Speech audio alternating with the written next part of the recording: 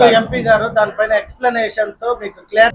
Chittoor head క్వార్టర్లో MLA గారు, చోడా chairperson గారు, దొరబాబు గారు, తర్వాత సురేంద్ర గారితో కలిసి ప్రెస్ మీటింగ్ మీ అందరినీ పిలిచాము. ఇక్కడికి ప్రెస్ మీట్ ముఖ్య ఉద్దేశం ఏంటంటే, ఈ మధ్యకాలంలో మీరు 16, 17 తేదీల్లో NDA government women's reservation bill, amendment bill ఒకటి, దాంతోపాటే డీలిమిటేషన్ బిల్లు ఒకటి ఇంట్రడ్యూస్ చేయడం జరిగింది. దాన్ని అపోజిషన్ డివిజన్ చేసుకొని, అంటే ఓటింగ్ కోసం అడిగి ఓటింగ్ పెట్టి ఆ బిల్లు వీగిపోవటం జరిగింది. మీద అది మన అందరికీ తెలుసు. అయితే మనం తెలుగుదేశం పార్టీ ఎన్డీఏలో భాగస్తులుగా మనం ఈ బిల్లుని సపోర్ట్ చేసాం. ఈ బిల్లు మంచిదా లేకపోతే ఈ బిల్లు ప్రజలకు నష్టం చేస్తుందా అనే విషయాన్ని మనం చూద్దాం. ఇప్పుడు ఉమెన్స్ బిల్లు 33% ఉమెన్కి రిజర్వేషన్ ఇద్దామని చెప్పి ఎప్పటి నుంచో ప్రయత్నాలు జరుగుతున్నాయి. అయితే 2023లో అపోజిషను, తర్వాత ట్రెజరీ బెంచెస్ అందరూ కూడా కన్సెన్సస్ మీద ఈ బిల్లు పాస్ చేయడం జరిగింది. అయితే దానిలో ఒక క్లాజ్ ఉంది. ఆ క్లాజ్ ఏంటంటే, సెన్సస్ పూర్తయిన తర్వాత, డీలిమిటేషన్ పూర్తయిన తర్వాత దీన్ని అమలు చేద్దాం అనే ఒక చిన్న క్లాజ్ ఉంది. ఆ క్లాజ్ ద్వారా ఇప్పుడు అమెండ్మెంట్ బిల్ పెట్టాల్సి వచ్చింది. ఇప్పుడు చాలా మందికి డౌట్ ఏం వస్తుందంటే, 2023లో పాస్ అయిపోయింది కదా, 2024 ఎలక్షన్స్లో దాన్ని ఆచరణలో పెట్టాలి కదా, కాకుండా ఇప్పుడు మళ్ళీ దానికి అమెండ్మెంట్ అంటారు ఏంటి అనే డౌట్ ఉంది చాలా మంది. అయితే ఆ ఉమెన్ బిల్లో ఉన్న ఈ క్లాజ్ వలన సెన్సెస్, ఆఫ్టర్ సెన్సెస్ డీలిమిటేషను ఆచరణలోకి వచ్చిన తర్వాతనే ఈ బిల్లుని మనం ఇంప్లిమెంట్ చేయాలనే విషయాన్ని ఒక క్లాజ్ ఉంది. దాన్ని సవరణ చేయడానికి ఇప్పుడు 2026లో ఏప్రిల్లో కాన్స్టిట్యూషనల్ అమెండ్మెంట్ ద్వారా దాన్ని సవరణ చేసుకొని వీళ్ళకి రిజర్వేషన్ ఇద్దాం అని బిల్ ఇంట్రడ్యూస్ చేయడం జరిగింది. అయితే కొంతమందికి దాంతోపాటు డీలిమిటేషన్ బిల్లు కూడా పెట్టడం జరిగింది. చాలామంది డౌట్ ఏంటంటే, డీలిమిటేషన్ బిల్లు, ఉమెన్ బిల్లు రెండు కంబైన్డ్ ఎందుకు చేశారు? ఉమెన్ బిల్లు పేరుతోటి ఈ బిల్లును కూడా చాట్ను పాస్ చేసుకుందామా అని ఆ క్లాజ్ మనకు చెప్తుంది. కాన్స్టిట్యూషనల్ క్లాజ్లో వాళ్ళు పాస్ చేసిన బిల్లు కాన్స్టిట్యూషన్లోకి వచ్చేసింది. అది దానిలో ఏం చెప్తుంది, ఈ డీలిమిటేషన్ అయిపోయిన తర్వాతనే ఇంప్లిమెంట్ అవుతుంది. కాబట్టి డీలిమిటేషన్ పాస్ చేసిన తర్వాత మనం వీళ్ళకి రిజర్వేషన్ ఇంప్లిమెంట్ చేద్దాం, 2029లో దీన్ని ఆచరణలోకి తీసుకొద్దామని ఉద్దేశం. ఈ లోపు ఈ టైం సరిపోతుంది అన్ని అడ్జస్ట్మెంట్ చేసుకోవడానికి. డీలిమిటేషన్, వాటర్ అడ్జస్ట్మెంట్స్, తర్వాత SC, ST, BC reservations, women reservation seats చేసుకోవడానికి 2-3 ఇయర్స్ సరిపోతుంది. కాబట్టి 2029లో దీన్ని మనం ఆచరణలోకి తీసుకొద్దాం అన్న ఉద్దేశంతో ఈ బిల్లు పెట్టడం జరిగింది. అయితే ఈ బిల్లును సమర్థించుకోవడానికి మనకు కనపడుతున్న ఇదేంటంటే, 1971లో ఇందిరాగాంధీ గవర్నమెంట్ ఉన్నప్పుడు ఈ దేశంలో పాపులేషన్, ప్రజలు విపరీతంగా పెరిగిపోతున్నారు, దీన్ని కంట్రోల్ చేయాలంటే 543 సీట్లని మనం రిస్ట్రిక్ట్ చేద్దాం అని చెప్పి సీజ్ చేశారు. 42nd అమెండ్మెంట్ కూడా, కాన్స్టిట్యూషనల్ అమెండ్మెంట్ కూడా సీజ్ చేశారు. దాన్ని 2001లో వాజ్పేయి గారి గవర్నమెంట్లో కూడా అనదర్ 25 ఇయర్స్ దాన్ని ఎక్స్టెండ్ చేశారు. అంటే 1971 నుంచి ఇప్పటి వరకు 543 సీట్లే ఉన్నాయి. 543 సీట్లు 1971లో సీజ్ చేసినప్పుడు మన పాపులేషన్ 54 కోట్లు. 54 కోట్లు బై 543 వేస్తే మనకి చాలా తక్కువ, ఒక ఎంపీకి తక్కువ లక్షల మంది చూడటానికి అవకాశం ఉండేది. అప్పుడు ఫోకస్ బాగుండేది. ఇప్పుడు మన పాపులేషన్ 143 కోట్లు. 54 కోట్ల నుంచి 143 కోట్లు అయినప్పుడు 143 కోట్లు బై 543 సీట్లు కానీ వేస్తే మనం ఒక్కొక్కరికి ఇప్పుడు యావరేజ్న 19 నుంచి 20 లక్షల ప్రజలు ఓట్లు వస్తుంది ఎంపీకి. ఒక ఎంపీ 20 లక్షలు ఓట్లను చూడగలిగిన స్తోమత ఉందా? ఈ ఎంపీ పర్ఫార్మెన్స్ని ఫోకస్ చేయడానికి దాన్ని తగ్గించాలి. అంటే 50% కానీ పెంచి 850 చేస్తే వీళ్ళందరూ కూడా 10 లక్షల లోపు వస్తుంది. కాబట్టి ఎంపీ పర్ఫార్మెన్స్ కూడా పెరుగుతుంది, ఫోకస్ పెరుగుతుంది అనే ఉద్దేశంతో ఈ బిల్లు ఇంట్రడ్యూస్ చేయబడింది. అసలు ఆ ఫిగర్ ఎందుకు డిటర్మైన్ చేశారు? It can be 900, it can be 1000, it can be 700 కదా అని చెప్పి ఆర్గ్యుమెంట్స్ ఎంపీస్ నుంచి ఉంది, ప్రజల్లో ఉంది, డౌట్స్ ఉన్నాయి. అయితే దాన్ని వర్కౌట్ చేయడానికి 33% ఉమెన్ రిజర్వేషన్ ఇచ్చినట్లయితే ఎన్ని సీట్లు వస్తాయి? ఆ సీట్లను తీసుకొచ్చి 543 ప్లస్ చేస్తే 850 వస్తాయి.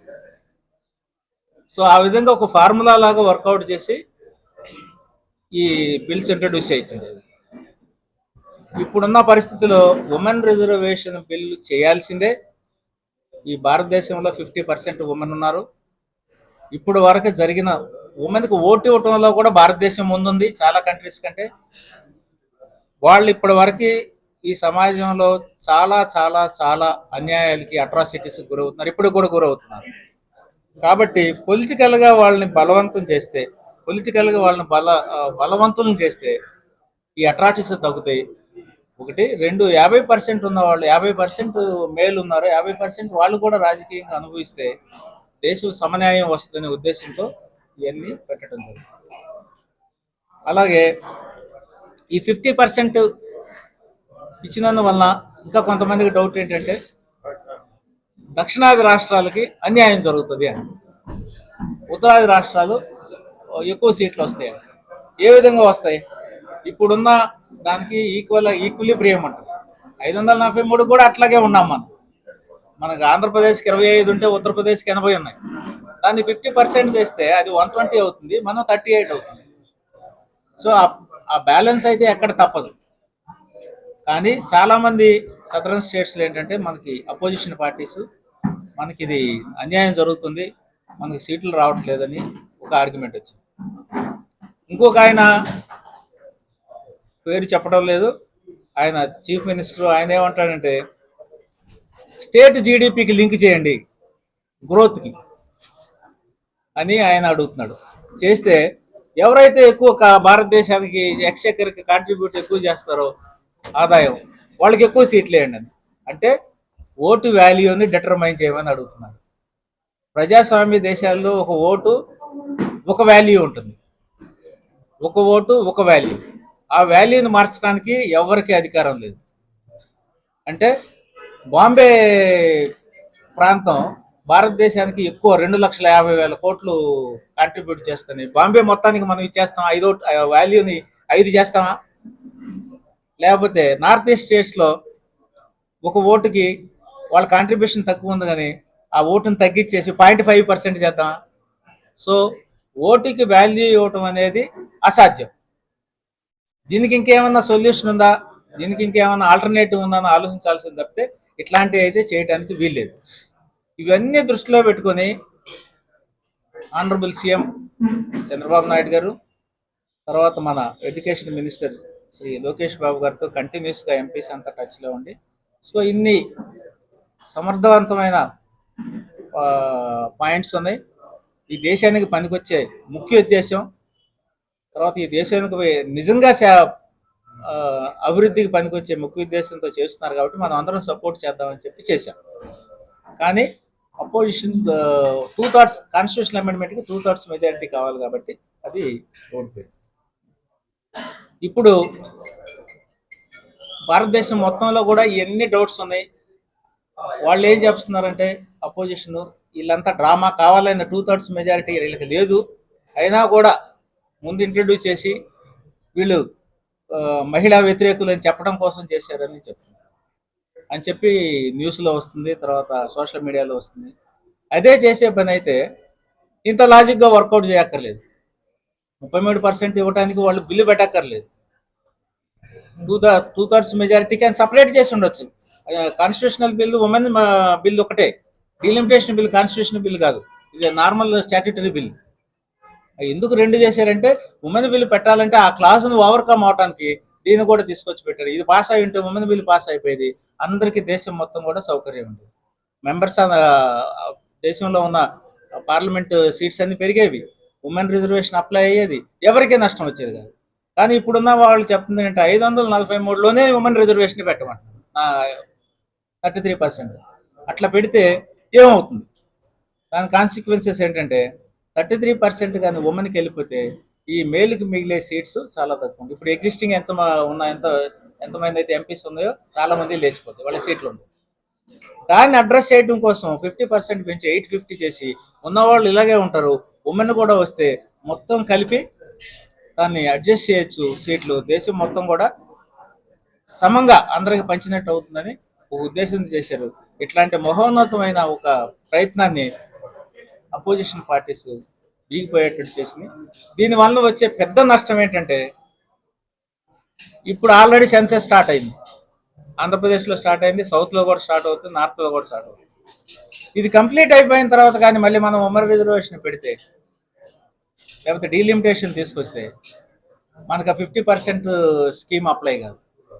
యాజ్ పర్ పాపులేషన్ సౌత్లో మనం గవర్నమెంట్ ఇచ్చిన ప్రతి స్కీమ్, పర్టికులర్గా ఫ్యామిలీ ప్లానింగ్ స్కీమ్ని సక్సెస్ఫుల్గా మనం ఇంప్లిమెంట్ చేసింది సౌత్ స్టేట్స్. వాళ్ళు 25-30% గ్రోత్లో ఉన్నారు, అంటే మనకి తక్కువ సీట్లు వస్తాయి. అప్పుడు మీరు రాజ్యాంగాన్ని అమెండ్ చేసి 50% కూడా తీసేస్తాము అని అంటే అది కుదరదు. ఎందుకంటే already as per constitution census conduct అయిపోయింది, సెన్సెస్ ప్రకారం చేయాల్సిందే, మన అందరూ కూడా తక్కువ సీట్లు వస్తాయి. దాన్ని మనం అందరూ యాక్సెప్ట్ చేస్తామా? అపోజిషన్ ఎవరు రెస్పాన్సిబుల్ దీనికి? 50% యాక్సెప్ట్ ఉంటే 38 వచ్చేది, రేపు మనం సెన్సెస్ వచ్చిన తర్వాత మనకు 30-29 వస్తాయి, దానికి ఎవరు బాధ్యులు? సో ఇట్లాంటి అన్ని సమస్యలు ఉన్నాయి. పత్రికల ద్వారా మీకు, తర్వాత ఎలక్ట్రానిక్ మీడియా ద్వారా మీ అందరికీ తెలియజేయడం ఏంటంటే ప్రజలకి ఇది చాలా అన్యాయము, ఇది వాళ్ళు తీసుకున్న నిర్ణయం తప్పు, ఇది ప్రోగ్రెసివ్ కాదు, రెగ్రెసివ్ తీసుకున్నారు. ఇప్పుడు ముందు జరిగే నష్టానికి కూడా అపోజిషన్ పార్టీసే బాధ్యులు. కాబట్టి గవర్నమెంట్, ఎన్డీఏ గవర్నమెంట్ చేసింది చాలా కరెక్ట్ విధానం, వర్కౌట్ చేసిన బేసిస్ బాగుంది, అన్నీ కూడా ఎక్స్ప్లెనేషన్ కూడా బాగుంది. సో ఈ విషయం తెలియజేయడానికి మీ అందరికీ ఇక్కడ రమ్మన్నాను. దీన్ని ఖచ్చితంగా ప్రజల్లోకి తీసుకెళ్తారని మీ అందరికీ. మనం ఇప్పుడు మీరు మాతో చెప్పిందంతా చూస్తే మిగతా రాష్ట్రాలు అర్థం చేసుకోలేదు, వాళ్ళు పాలిటిక్స్ ప్లే చేశారు. మనం ఎన్డీఏ గవర్నమెంట్లో ఉండటమే కాకుండా ఎన్డీఏలో గవర్నమెంట్ ఉన్నంత మాత్రాన ఒక బిల్లు ప్రజలకు నష్టమైతే మనం చేయాల్సిన అవసరం లేదు. ఇది ప్రజలకు లాభం చేసే బిల్లు కాబట్టి మన లీడర్స్, సీఎం గారు, తర్వాత లోకేష్ బాబు గారు ఎవరైతే టాప్లో ఉన్నారో వీళ్ళందరితో డిస్కషన్ చేసుకొని ఎంపీస్ అందరూ కూడా సపోర్ట్ చేశారు. మిగతా వాళ్ళు ఎందుకు చేయట్లేదు, దీన్ని అపోజ్ చేశారంటే ప్రజలకు నష్టం చేస్తున్నారు. అయితే మీరు అడిగిన దానిలో మనం యూనియన్ గవర్నమెంట్ ఇచ్చింది సక్సెస్ఫుల్గా విజయవంతంగా ఫ్యామిలీ ప్లానింగ్ చేసి మనం పాపులేషన్ గ్రోత్ని తగ్గించాం. అది మనకు పనిష్మెంటా అంటే ఒక విధంగా పనిష్మెంట్. ఇప్పుడు నువ్వు తీసుకునే నిర్ణయాన్ని బట్టి వద్దు, ఈ బిల్లు నాకు వద్దు అని చెప్పాం, నువ్వు 50% నాకు వద్దు అని చెప్పావు, ఆల్టర్నేటివ్ ఇవ్వండి. మీరు కూడా మేజర్ పొలిటికల్ పార్టీస్ ఉన్నాయి కదా, డిఎంకే ఉంది, కాంగ్రెస్ ఉంది, టీఎంసీ ఉంది, ఇంకా ఇతర పార్టీలు అన్నీ ఉన్నాయి.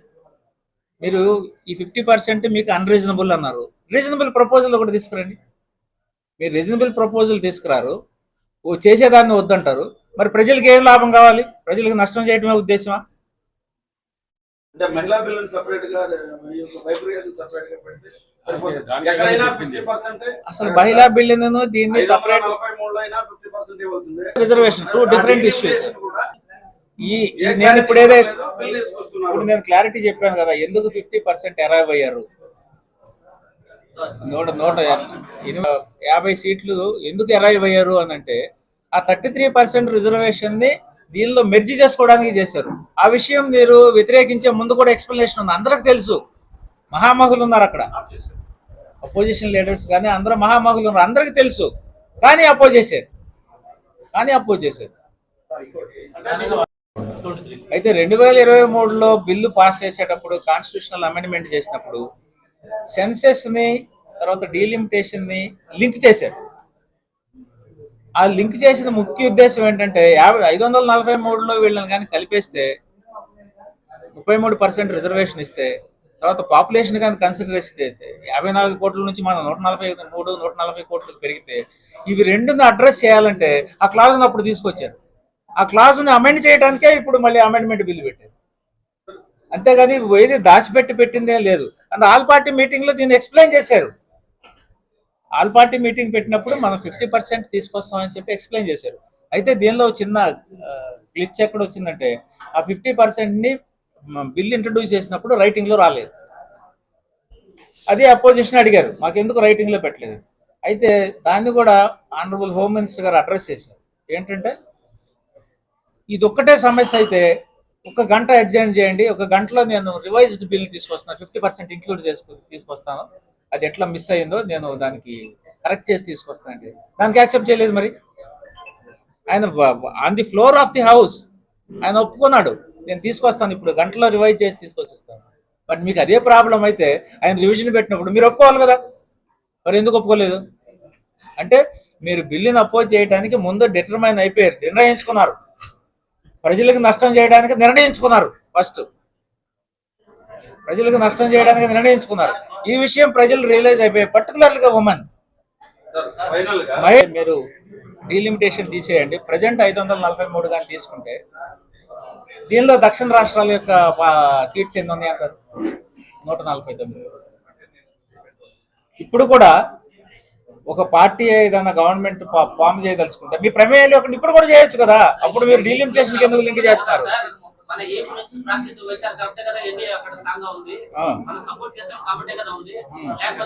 పత్రికేయులు ఉన్నారు, ఎలక్ట్రానిక్ మీడియా ఉన్నారు, మీరు ఇవ్వండి ఆల్టర్నేటివ్స్. గవర్నమెంట్ సిద్ధంగా ఉంది.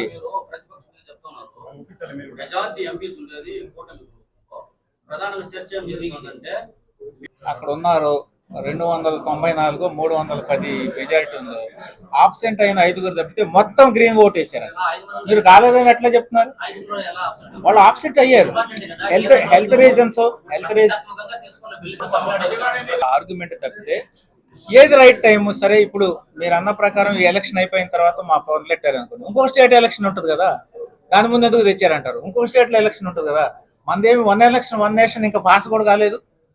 మన దేశంలో బోల్డ్ అనే ఎలక్షన్ జరుగుతున్నాయి. ఇది అయిపోయిన తర్వాత మన లోకల్ బాడీ ఎలక్షన్ వస్తుంది. లోకల్ బాడీ ఎలక్షన్ ఉన్నాయి కదా, మీరు ఎందుకు ఉమెన్ పాస్ చేశారని చెప్పి అప్పుడు క్వశ్చన్ చేస్తారు.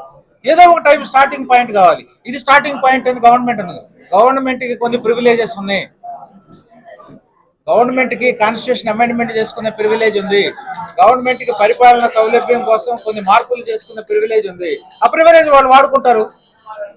అన్నీ మీరు చెప్పినట్టు, అపోజిషన్ చెప్పినట్టు చేయడానికి గవర్నమెంట్కి ప్రివిలేజ్ వదులుకుంటారా? మొత్తం కూడా ఫ్యామిలీ ప్లానింగ్ అనేది 30-40 ఏళ్ల స్పాన్ లో జరిగింది. ఈ విధంగా అవుతుందని ఎవడు ఊహించలేదు. సౌత్ ఇండియాలో మనం ఏది చెప్పినా బాగా చేస్తాం. ఇదిగో మీరు ఇన్కమ్ ట్యాక్స్ కట్టండి అంటే కళ్ళు మూసుకొని కడతాం. ఈ జిఎస్టీ కట్టండి అంటే ఎదురు తిరగకుండా కడతాం. లేకపోతే మీరు ఫ్యామిలీ ప్లానింగ్ పెట్టమంటే పెట్టేస్తాం. అది మనకున్న క్రమశిక్షణ, మన చేసుకున్న క్రమశిక్షణ.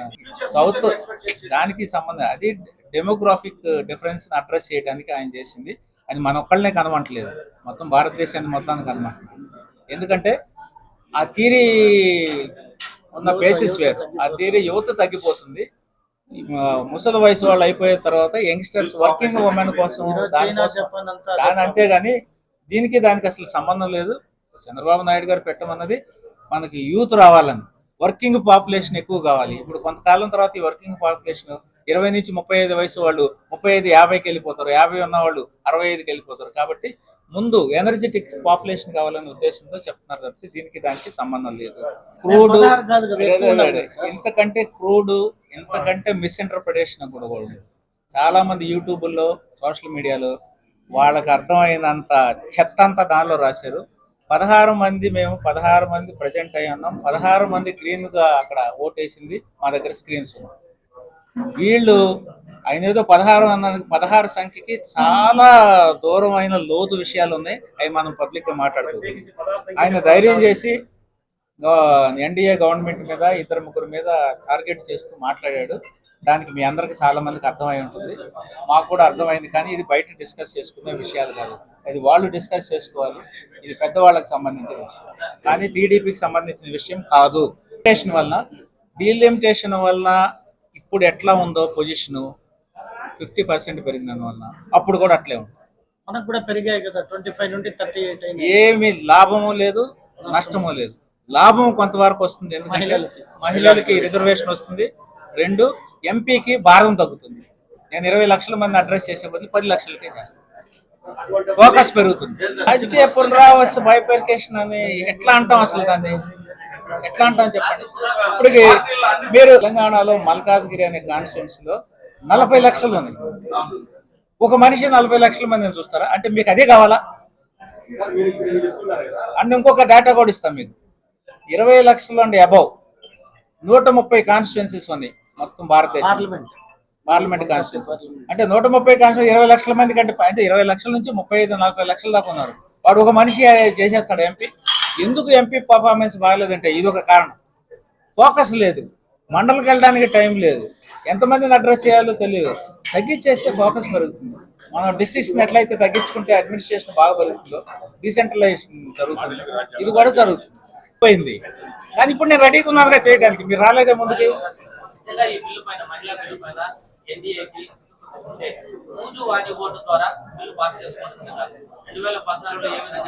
ప్రజాస్వామ్యకు వ్యతిరేకమైన నిర్ణయం తీసుకోవడం మంచిది చేశారు కాబట్టి మనల్ని కూడా ఇది కూడా చేయమంటారా?